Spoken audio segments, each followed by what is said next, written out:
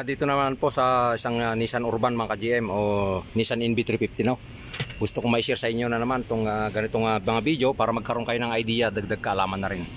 Dito po, no. Bali ito, pagka matigas yung ano niya, yung clutch niya, clutch pedal o kaya tukod kung tawagin ng iba. Dito lang po ina-adjust yan mga ka-GM.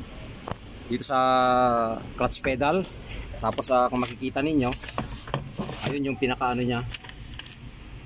Dito sa kanyang dito sa ilalim, ito yung kanyang pinakabutas dito sa frame. Tapos kung makikita nyo yun, yung nut na yon, yun yung 12mm. Luluwagan lang yon ng 12mm na combination o kaya open range. Ito, katulad nito. Ito yung gagamitin natin, no. 12mm saka saka long nose o flyer.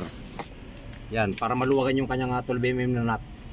Kasi sa ilalim ito mga ka-GM, doon sa kanyang clutch sleeve, walang doon, walang adjustment. Yan, luluwagan lang 'yon, tapos pipihitin lang tong pinaka-rod niya. Pipihitin lang natin ng pliers o kaya long nose. Maluwag na 'yan. Tapos saka natin higpitan ulit na ibabalik yung niya, nut niya na 12mm, no. So ayan po, like and share.